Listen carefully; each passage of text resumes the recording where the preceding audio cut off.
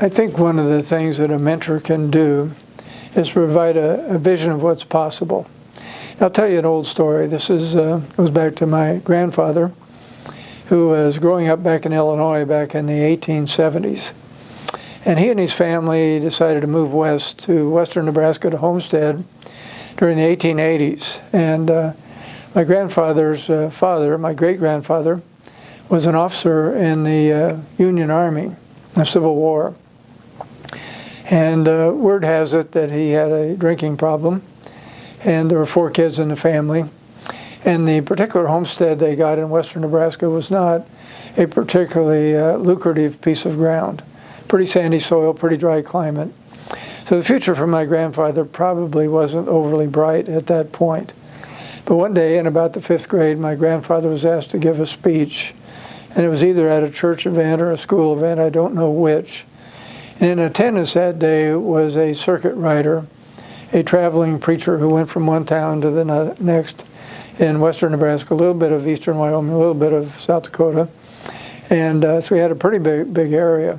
But apparently my grandfather's speech impressed this guy who was a preacher. And he stayed and he spent a little time with my grandfather, and he pointed out a strength that my grandfather, he said, you know, that was an unusually good speech for a 5th grader. I've never heard anybody your age give a speech that good. And then he began to paint the picture of what might happen in the future. And he said to my grandfather, he said, you know, I don't know if you've thought about this or not, but I think someday with that kind of speaking ability, you might be a great preacher. Well, my grandfather had never thought about being a preacher. I don't think he had any intention of ever being a preacher. But every time that guy rode that circuit, about once a month, he'd stop in and he'd see my grandfather, spend some time, and eventually became, I think, what we would call a mentor. So my grandfather graduated from 7th grade in that little town of Bayard, Nebraska, near Scotts Bluff. That was all the grades they had. And so that was when most people went to work. About 7th, 8th grade education was what most people had. And so this preacher talked to my grandfather, and he said, now, you know, 7th grade education isn't going to be enough. If you want to be a preacher, you're going to have to go to high school. And the only problem was that the nearest high school was in Crawford, Nebraska. And Crawford was about 100 miles northwest of Bayard, Nebraska. So it was a pretty big obstacle in terms of time and distance. My grandfather got in a stagecoach, went up to Crawford, got a job in a grocery store, and began to work his way through high school. He was only about 13, 14 years old at the time. And apparently he had written a letter home to his parents saying he was going to catch the train down to Alliance and expected they would meet him there. But the letter didn't get to the home. So he got to Alliance and ended up walking the 60 miles back to Bayard during the Christmas break. And that was a pretty wild piece of country at that time. So anyway, he was a pretty innovative guy. And now this traveling preacher put Crawford on the itinerary and began to stop and see his mentee, my grandfather, whose name also was Tom, at about that time. And he'd spend about one hour every month or so with him. So my grandfather graduated from high school, which not very many people did, because most people ended their education much earlier. And then the preacher said, now, he said, if you're going to be a preacher, you're going to have to go to college. And only about 2% of the population in those days went to college. And most of those people lived on the East Coast and the West Coast. So my grandfather, because of this guy's encouragement, went up to Alliance, and he got on a train, went down to Hastings, Nebraska, enrolled in Hastings College. There were not very many students there, maybe 25 or 30 total in Hastings College at that time. And my grandfather ended up being one of 4 in his graduating class. And he married the other 1/4 of the class, my grandmother. So my grandfather were half the class. And my grandfather was a pretty talented athlete. He was a football player, captain of his football team. And he also spoke 5 languages. He'd worked at a trading post. So he had a lot of things going for him. And he did go to seminary, did become a preacher, a pretty well-known preacher. Western Nebraska, he preached in several communities, served a couple terms in the state legislature. And so you may say, well, why in the world are you telling us this old story about your grandfather and your grandfather's mentor? And the reason is that I want most people to understand that most people think, well, there's a lot of kids out there that could use a mentor, but that's just one kid, and so what difference does it make really if I mentor one child?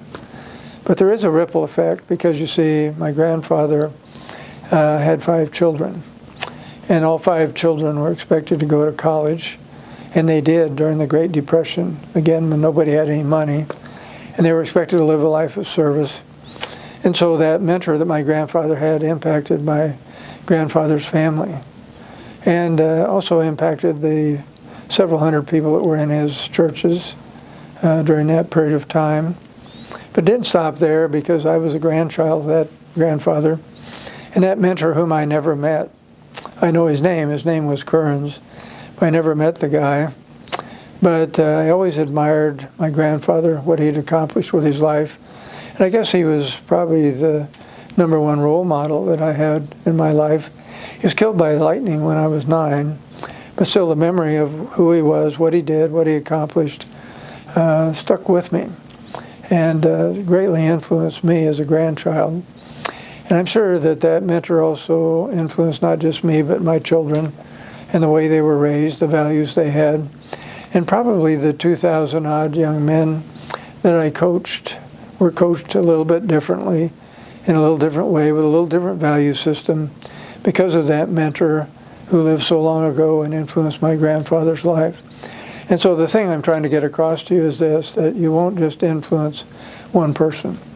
You will influence, through a ripple effect, many other people. You'll impact the family that that mentee has.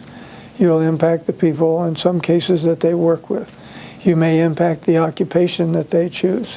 You may impact how they choose to use their gifts, their money, their resources. And so that ripple effect will go down through several generations. And so the best way that I know to influence a culture, to change a culture, change a society, is one person at a time, one person investing in another person. And so there's a lot of great causes out there, a lot of great charities. Most of them are of a shotgun nature, where you fill backpacks or you serve at a food kitchen or whatever, and it's kind of one-shot deal. And you really don't interact with one person any length of time. But this is more of a rifle shot, where you're interacting with a young person over an extended period of time, and you really have a chance to make a significant difference in the life of that young person, and that young person will in turn interact with many others. So it does make a difference. It'll make a difference in that young person's life, but it'll also make a difference in your life. Because when you do something for somebody who can't do anything for you in return, it adds a dimension of meaning and purpose that you will not find in any other way. So thanks for listening. Thanks for considering being a mentor. We hope to have you join our team. Thank you.